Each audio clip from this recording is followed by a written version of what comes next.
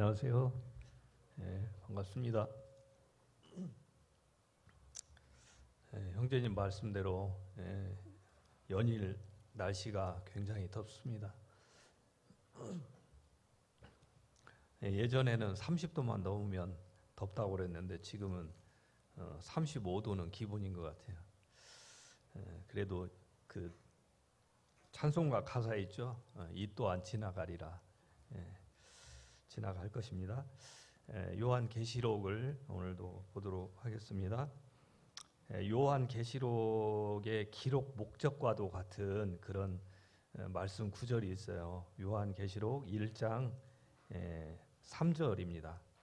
1장 3절 같이 읽어보도록 할까요?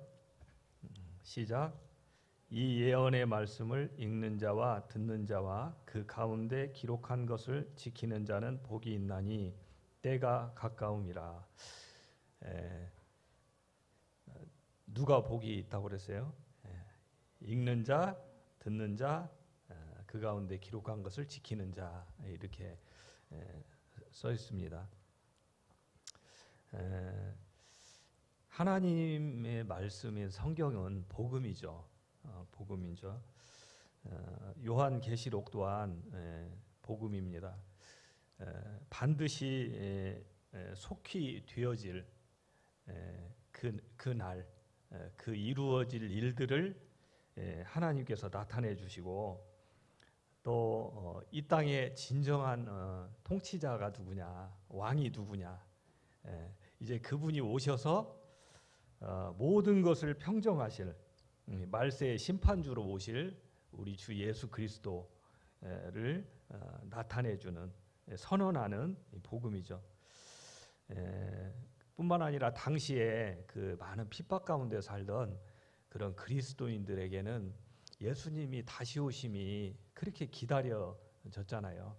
그래서 제자들도 예수님에게 그렇게 묻죠.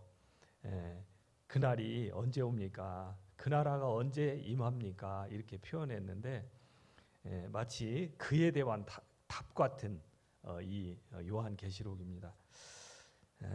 그러니까 환난과 핍박을 받는 성도들에게 있어서 이 요한계시록은 큰 격려와 소망을 담은 그런 메시지죠. 그래서 요한계시록에 대한 그런 어떤 고정관념이 있죠. 저도 예전에 그랬는데 이 요한계시록은 뭔가 막 이 요한계시록 읽어보면 막 많은 막 짐승도 나오고 막 대접도 나오고 나팔도 나오고 막 그런 재앙이 나오다 보니까 뭔가 막 공포스럽고 두렵고 그런 참 뭐라고 해야 되냐, 굉장히 무서운 듯한 이런 느낌을 갖고 있는데 사실은 요한계시록은 성도들을 더 건강하게 균형 잡힌 그런 신앙을 갖게 하기 위해서 또 고난의 시대를 살아가는 그 성도들에게 결국은 예수 그리스도가 오셔서 궁극적인 승리 또 모든 완성을 이루실 거라고 하는 그런 그 확신을 주는 그런 성경이죠. 그래서 참 저도 요한계시록을 이렇게 다시 이렇게 보면서 참 많은 감사와 그런 격려를 입는 시간이 되었습니다. 오늘은 지난번에 그 에베소 교회, 서머나 교회 이렇게 봤죠. 오늘은 그 다음 세 교회를 보겠습니다. 다 외울 수 있죠? 7교회 한번 외워볼까요? 에베소 교회, 서머나 교회, 버가모 교회, 두아디라 교회, 사대 교회, 빌라델비아 교회, 라오디게아 교회, 에서버두 사빌라 이렇게 해서 그냥 외우는데 한번 외워두면 좋을 것 같아요. 에베소, 그 다음에 버가모, 다음 오늘 에베소 서머나 다음 오늘 버가모 교회 이렇게 같이 한번 보도록 하겠습니다. 우리가 지금은 이렇게 편하게 이 서신서를 이렇게 보고 읽을 수 있지만 당시에는 이 서신이 이렇게 도착해서 읽을 때 어땠을까? 굉장히 이렇게 촉각을 세우고 이렇게 들었을 것 같아요. 우리 교회를 뭐라고 했을까? 이렇게 어쨌든 버가모 교회를 이렇게 보게 되면 12절부터 나오죠. 버가모 교회의 사자에게 편지하라. 좌우에 날선 검을 가지신 이가 이르시되 내가 어디에 사는지를 내가 아노니 거기는 사탄의 권자가 있는데라. 그 내가 어디에 사는지를 내가 안다. 이렇게 주님이 말씀하시는 거죠. 거기는 사탄의 권자가 있다. 이 당시에 버가모 교회는 아시아 소아시아 지방에서도 굉장히 황제를 숭배하는 그런 곳이라고 그래요. 아주 그냥 대단히 그렇게 황제에게 잘 보이려고 하는 그런 도시였다. 그래서 막 제우스 신전도 막 거기에는 세워놓고 또 황제 신상도 세워놓고 또 로마를 상징하는 큰 검, 로마 제국이 힘이잖아요. 힘. 무력으로 막 세계를 제패한 나라잖아요. 그래서 그 힘을 상징하는 검이 있고, 그리고 이 버가모 교회는 특히나 총독의 권위가 대단했대요. 그래서 다른 데서는 사형 집행이 그렇게 안 이루어졌는데 여기는 총독에게 이 사형을 집행할 수 있는 그 권한이 부여된, 그래서 생사 여탈권을 가지고 있는 굉장히 막강한 곳이었다. 이렇게 보여집니다. 그래서 이제 이게 사단의 위, 사단의 자리, 사단이 통치하는 어떤 그런 것을 이렇게 표현돼 있죠. 그런데 로마는 이 다신교였다고 그래요. 다신교, 신이 엄청 많은. 왜 그러냐면 로마가 그 유럽 이쪽 그 또 뭐 이집트 이쪽으로 다 이렇게 먹었잖아요. 그 나라가 다 점령했거든요. 근데 그 점령한 나라들을 그냥 그 나라에서 섬기는 신들을 인정해주고 그냥 그 종교를 인정해줬다고 그래요. 단 한 가지, 황제를 숭배해야 로마란 나라에 복종할 때 허락해줬다는 거예요. 우리나라에서 가장 가까운 나라 일본도 다신교죠. 범신교인가 다신교인가 다신교라고 하는 것 같아요. 근데 일본도 일본이란 사람 수보다도 어쩌면 신이 더 많다 이렇게 표현하거든요. 그 말은 어떤 신이라도 받아들일 수 있는 마음이 있다 이렇게도 표현하고, 또 다른 말로 하면 어떤 신도 온 마음을 다해 섬기려고 하는 마음이 없다 이렇게도 표현이 돼요. 그러니까 일본이란 나라가 기독교가 들어가기 힘든 거죠.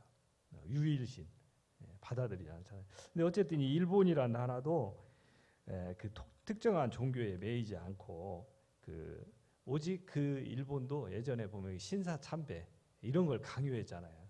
우리나라도 그 식민 지배를 받으면서 그 일본인에게 얼마나 그걸 강요당했어요. 그와 같이 이 전체주의 이 국가에서는 그 한 가지 목적이죠. 자기 나라에 복종하게 하는, 그것만 되면 다 그냥 통과해주는. 그런데 이제 이 버가모 교회가 그렇게 이제 황제 숭배를 강요당하고 그랬는데도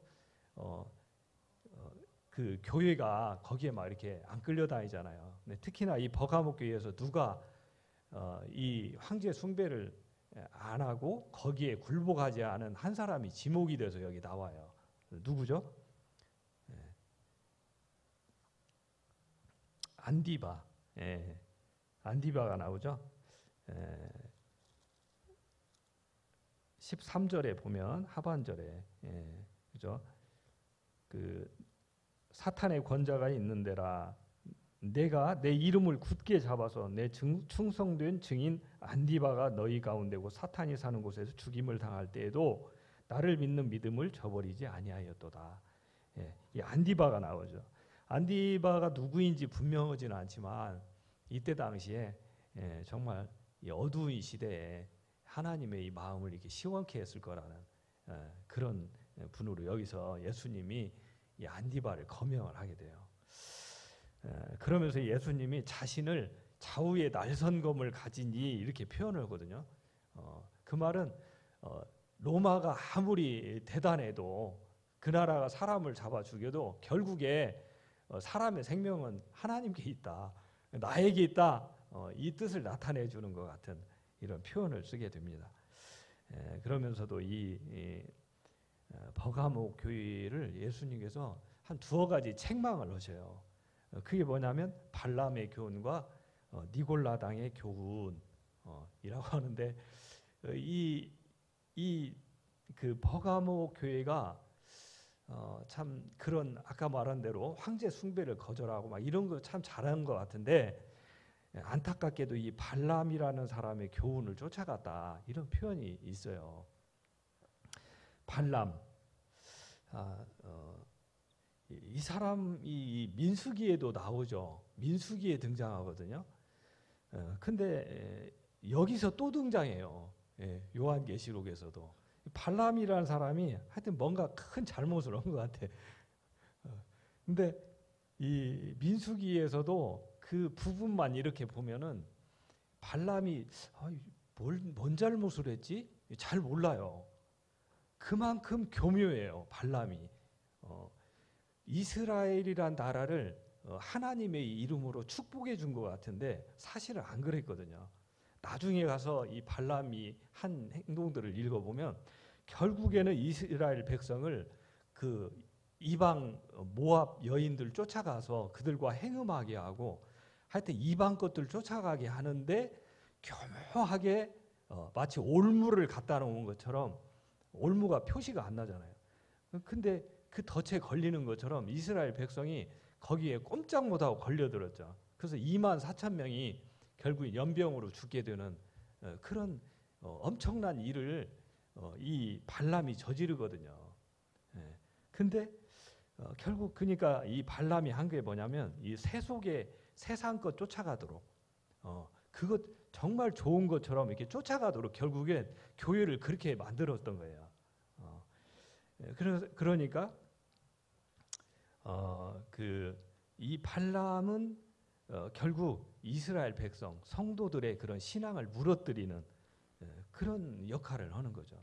근데 여기서도 이 버가모 교회에도 마치 그런 사람들이 있었던 것 같아요. 그러니까 거기에 버가모 교회가 그걸 용납했다.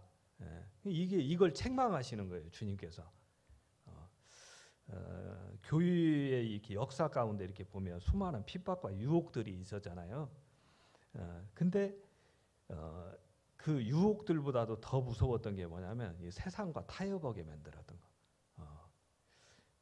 그래서 결국엔 버가모 교회가 이런 책망받는 내용을 이렇게 받게 되는데, 그것은 마치 그 세상을 쫓아간 듯한 이런 교훈을 따른 자들이 이곳에 있었다, 이렇게 볼 수가 있겠습니다.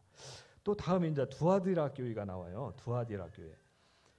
두아디라 교회도 이제 내나 다 거기에 소아시아 지역에 있는데, 이 두아디라 교회도 여기는 이제 정치 문화적으로 이렇게 다소 소외된 곳이라고 그래요.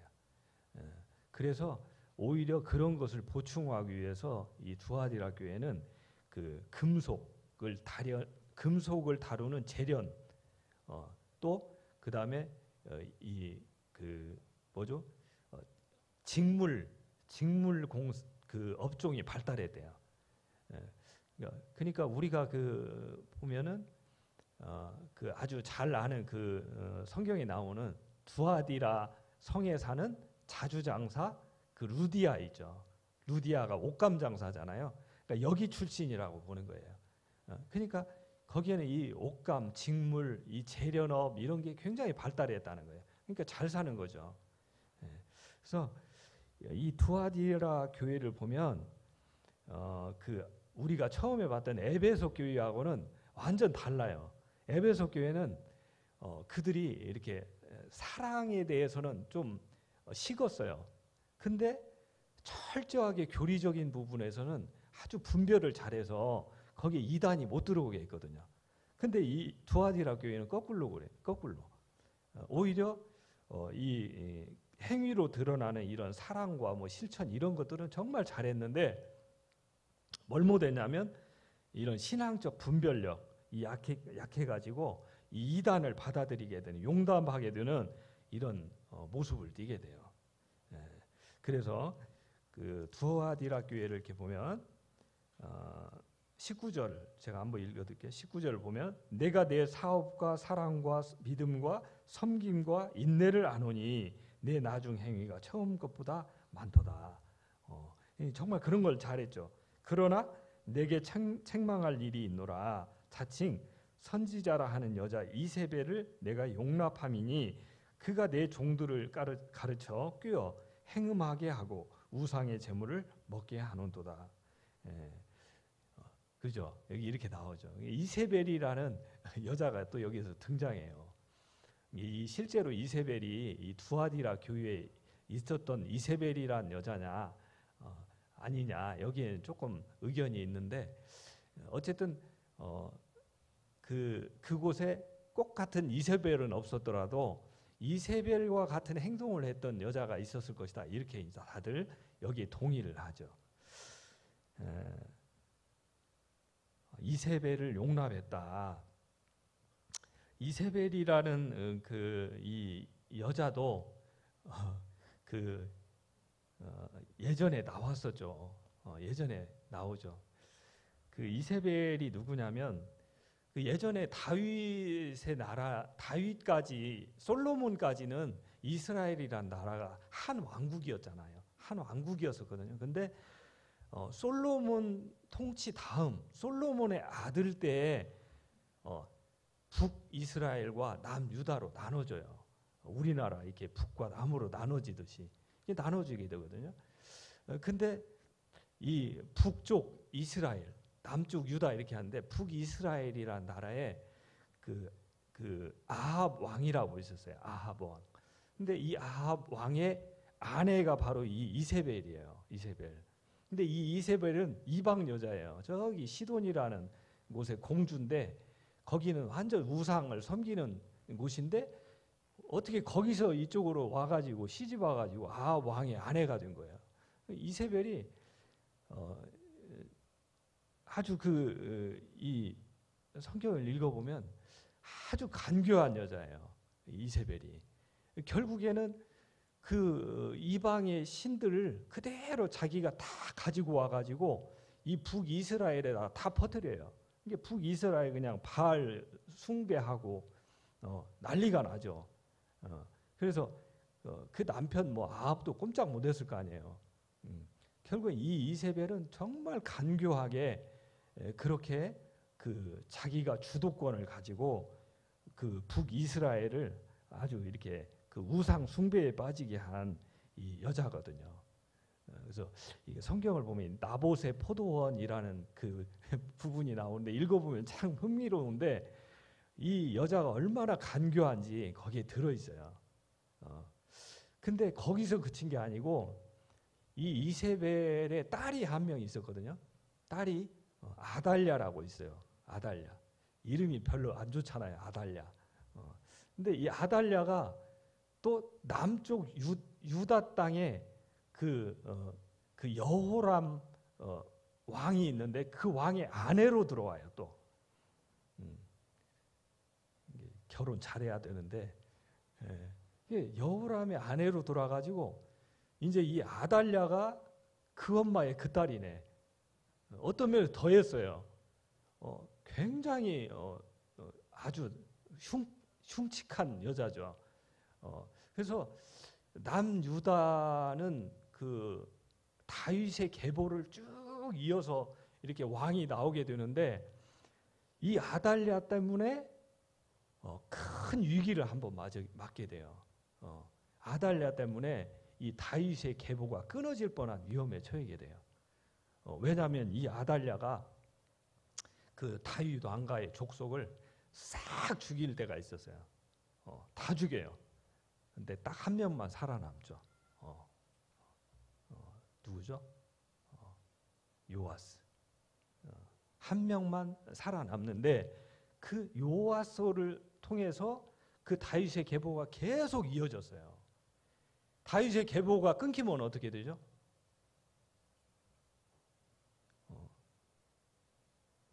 별일 없나요? 역사가 바뀌죠. 더 중요한 건 예수님이 다윗의 후손으로 올 수가 없었던 거예요. 근데 이것을 하나님께서 그 아달랴를 막죠. 아달랴가 그 꾸민 계략을 한 여자를 통해서 이 요아스를 구출하게 해서 6년 동안 숨어 살게 해서 그 요아스가 다시 왕 위를 이어받아서 이 다윗의 계보가 이어지는. 그러니까 어쨌든 이 이세벨 또 이 아달랴는 아주 흉악한 무차별하게 그 죽여버렸거든요.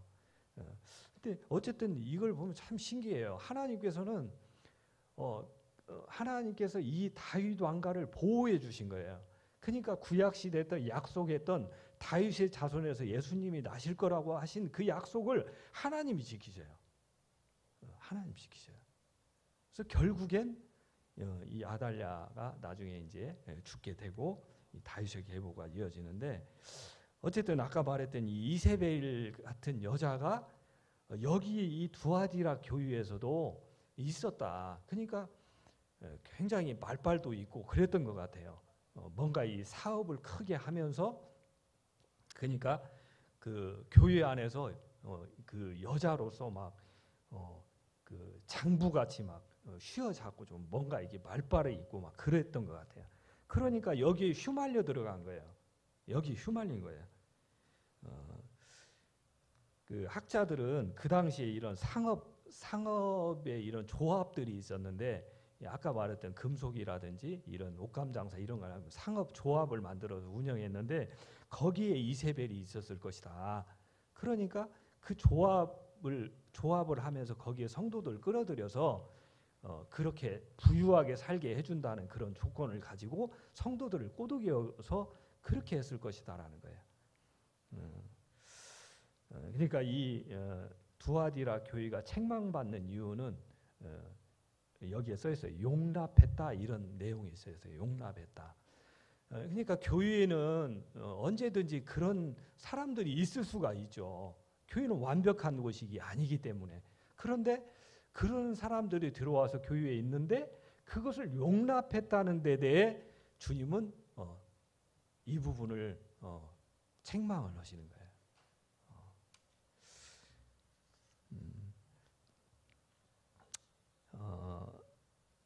그러면서 이제 23절에 예수님은 모든 교회가 나는 사람의 뜻과 마음을 살피는 자인 줄 알지라 이렇게 표현하시잖아요. 주님은 다 그것들을 아신다는 거예요. 그러면서 내가 너희 각각 사람의 행위대로 갚아주리라 이렇게 말씀하시죠. 그런데 이제 24절에 이렇게 보실까요? 24절 한번 읽어볼까요? 같이 읽겠습니다. 시작. 두아디라에 남아 있어 이 교훈을 받지 아니하고 소위 사탄의 깊은 것을 알지 못하는 너희에게 말하노니 다른 짐으로 너희에게 지울 것이 없노라. 여기서 보니까 두아디라에도 이런 교훈에 쫓아가지 않는, 이런 거짓된 것 빠지지 않았던 남은 자들이 있었다는 거예요. 그래서 주님은 이들을 기억하시고 이런 성도들을 여기에 이렇게 언급해 놓으셨다는 거예요. 자, 이제 사대교회를 또 보도록 하겠습니다. 사대교회, 그 7교회 중에 2교회가 칭찬을 못 받은 교회가 있죠. 책망만 받은 교회.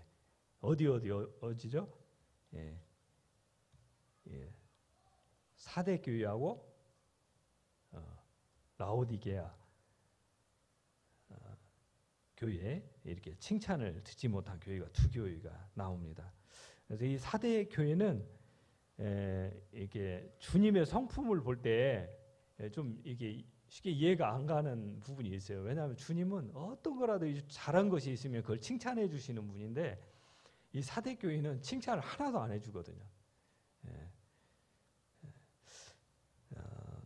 이 사대교회는 왜 그러냐면 생명력을 잃어버린 교회다. 명목상의 교회였지 진짜 속을 들여다보니까 완전히 부패한 교회. 부패한 교회. 그래서 이제 그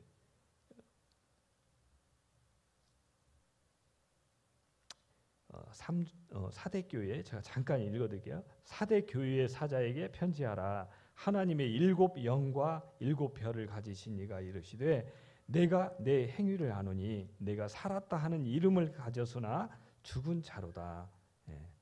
이렇게 쓰여 있잖아요. 그래서 이 주님께서는 이 사대교회에다가 5개의 명령을 줘요. 첫째, 뭐라고 하시냐면 너는 일깨워라는 일깨워라 이런 말을 하셔요. 일깨워. 두 번째는 굳건하게 하라. 이 말씀 뭐죠? 굳게 하라. 그러니까 다시 믿음 일깨워서 신앙 일깨워서 굳건히 세워라. 그 다음에 몇 절이에요? 3절에 보면 생각하라. 그리고 지켜라.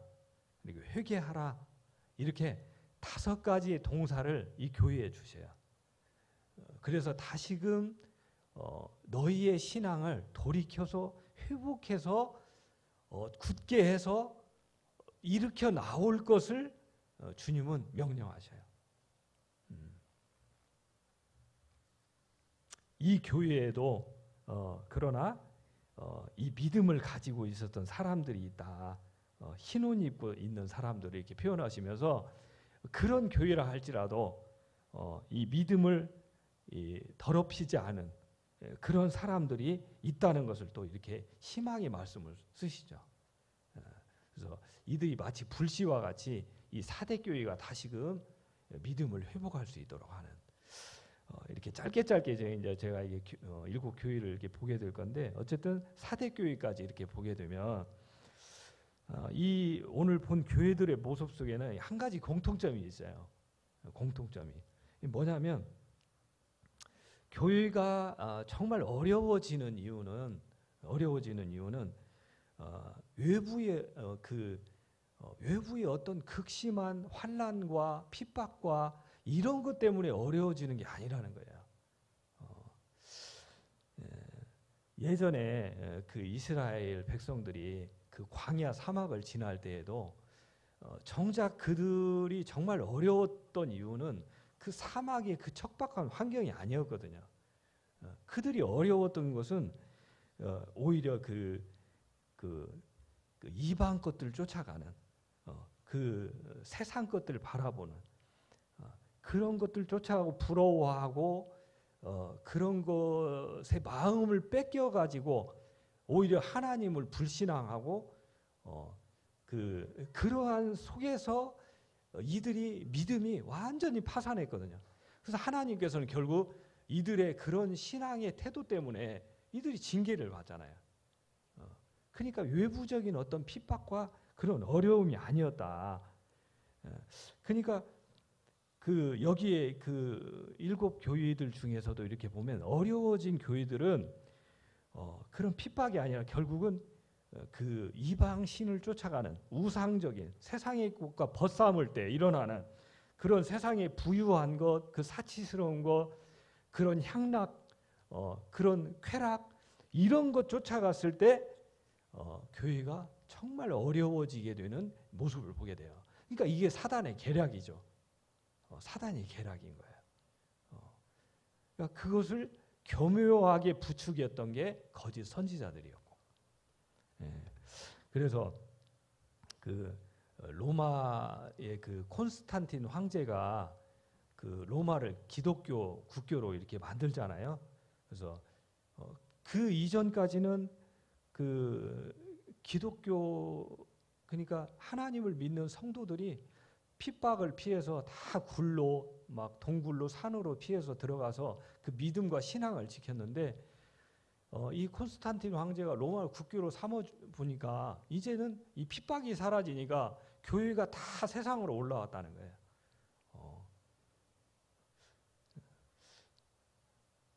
그러면서 이제 세상과 하나가 되고 그들과 동화되고 또 세상에 있는 사람들은 뭐 교회가 핍박도 없고 그러니까 교회의 좋은 것들을 또 바라보고 교회 안으로 막 몰려들고 이런 시기가 있었던 거예요. 그런데 놀랍게도 이때부터 기독교 중세 천년 암흑기가 이때부터 시작된 거예요. 그러니까 교회가 세상과 함께할 때 그런 것들과 이렇게 같이 갈 때 교회는 타락하게 된다는 거예요. 참 그런데 놀랍게도 그때 막 교회로 사람들이 막 몰려오고 교회가 핍박을 안 받기 시작하는 이때에 이미나 이런 것을 알고 교회가 타락하겠구나라는 것을 알고 이때 산으로 간 사람들이 있었다는 거예요. 교회사를 읽어보니까 그렇게 있어요. 제가 어떻게 알겠어요? 그것을 이미 직감을 하고 오히려 그런 흐름 속에서 자기들을 분리해서 떠나가서 산으로 가거나 오히려 동굴로 돌아갔던 사람들이 있었다는 거예요. 그 믿음과 신앙을 지키기 위해서. 참 놀랍죠. 그래서 이제 저희가 참 이런 이제 코로나 시대에 있잖아요. 코로나 시대. 지금은 그냥 코로나 때문에 그러면 다 통용되는 것 같아. 직장에서도 좀 힘들면 코로나 때문에 못 나가요. 그러면 그냥 다 진짜 그런가요? 어쨌든 이 코로나 하면 그냥 많은 것을 무사 통과되는 시대가 됐어요. 코로나 완전 공공의 적이 된 거예요. 너도 나도 할 거 없이 이 코로나가 그렇게 상대적으로 우리를 어렵게 하는 이런 게 돼버렸죠. 그러니까 우리가 벌써 마스크를 쓴 지가 언제예요? 1년 넘게 마스크를 써요. 누가 이런 걸 알았겠어요? 마스크 쓰고 이러고 있을지. 근데 조금 좀 잠잠해지나 싶었거든요. 우리가 그 예방 백신 이렇게 맞으면서. 근데 또 돌연변이 또 이런 바이러스가 생겨나면서 또 이게 어떻게 될지 모르는 이런 시대에 살고 있는 건 분명해요. 그러니까 정말 이상한 시대는 맞죠. 그런데 벌써 이게 몇몇 이렇게 제가 인터넷 검색을 해보니까 몇몇 이런 학자들은 벌써 그런 말을 하고 있더라고요. 교유의 진짜 적은 코로나 아니다. 코로나 아니다. 이 코로나를 틈타고 들어오는 그런 세상적인 것들이다. 벌써 그렇게 표현을 하고 있어요. 어떤 분들은 오히려 코로나가 교회를 예방한다 이렇게까지도 표현하더라고요. 왜냐하면 코로나가 들어오면서 교회에 이 거품 싹 빠지고 이제 정말로 믿음과 신앙을 지켜야 되는 이런 시대가 와버렸다는 거예요. 그러니까 오히려 코로나를 참 긍정의 한 요소로도 보는 그런 분들도 있더라는 거죠. 어쨌든 이 코로나를 틈타고 들어오는 이 세속적 물질적인 것들이 우리의 진짜 적은 바로 그거고 그 뒤에는 누가 있냐면 결국은 사단이 있는 거죠. 언제도 이런 것을 틈타고 들어오니까. 그래서 아까도 말했지만 광야에서 이스라엘을 무너뜨린 것은 광야가 아니었다. 지금도 교회를 무너뜨린 것은 코로나가 아니라는 거죠. 그래서 코로나 때문에 안주하게 되고 뒤로 물러서게 되고 또 은근슬쩍 그런 것들을 세상의 것들을 들여오게 되는 이런 우리의 마음과 그런 태도와 이런 자세의 문제가 있다는 거죠.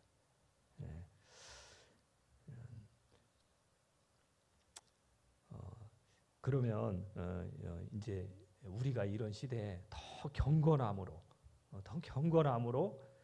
이런 신앙을 지켜가야 되겠죠. 그래서 야고보서를 한 구절 보고 마치도록 하겠습니다. 야고보서 1장 27절을 한번 보도록 할까요?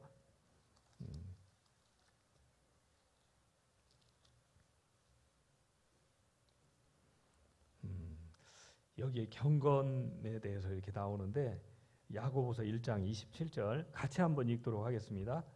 시작. 하나님 아버지 앞에서 정결하고 더러움이 없는 경건은 곧 고아와 과부를 그 환난 중에 돌보고 또 자기를 지켜 세속에 물들지 아니하는 그것이니라. 진짜 경건은 이 세상 것에 물들지 않고 우리가 할 일을 해야 된다는 거예요. 교회가 해야 될 일을 해야 된다는 거예요. 지금 코로나 시국이긴 해도 이제 그 어제 이렇게 보면은 어제 토요일이잖아요. 우리 교회에 청년들이 그냥 수시로 왔다 갔다 해요. 그냥 그 토요일 되면 특히나 더 평일 날에도 저녁에 보면 이렇게 불들이 켜져 있는데 토요일 되면 수시로 학생들 왔다 갔다 하죠. 이렇게 방역 마스크 지키면 하면서 뭐 서너 명씩 대여섯 명씩 모여서 모였다 사라지고 또 뭐 모였다 흩어지고 먹고 교제 나누고 계속 이것이 누가 시키지 않았는데도 그렇게 이루어지는 모습을 보게 돼요. 또 어제도 그 우리 유학생부 중국인 유학생들 계속 이렇게 모여서 그 지금 한 유학생들이 구도자까지 합하면 한 10명 정도 되는데 이렇게 자주로 모이는 유학생들은 그 우리 형제 자매님들 빼고라도 서너 명 같이 해가지고 한 10명 정도가 이렇게 7, 8명, 10명 이렇게 모이는 것 같아요. 근데 어쨌든 어제도 이렇게 어떤 자매 집에서 이렇게 모여서 같이 밥해서 먹고 이렇게 또 말씀 듣고 교제 나누고 하는 이런 모습들이 있었거든요. 또 어제도 이제 우리 교회에 형제님들이 지금 이 마이크 선이 계속 노출 상태로 있어가지고 발에 막 걸려가지고 이 마이크가 그 방송이 저쪽에 안 나오고 막 그랬었거든요. 근데 어제 형제님들 대여섯 분이 오셔가지고 그냥 5시간에 걸쳐가고 그 작업을 다 하셨더라고. 그래서 저 천정 위로 다 마이크 선 집어넣어가지고 그렇게 작업하고 또 그냥 자매님들도 수시로 왔다 가고. 그러니까 우리 교회는 그냥 다른 교회는 안 모여서 원수인데 우리 교회는 모여서 문제예요. 모여서 지금 시대에 모여서 우리가 더 조심해서 모여라 이렇게 하는 이 단속해야 되는 이런 판국이에요. 얼마나 감사해요. 이게. 근데 교회가 이렇게 살아 움직이는 거죠. 아까 사대교회와 같은 그런 게 아니고 진짜 겉으로 보기에 화려한데 속에 보니까 아무것도 없는 게 아니고 자세히 들여다보니까 속에서 다 움직이고 있는 그러니까 그런 살아있는 교회가 되는 거죠. 그래서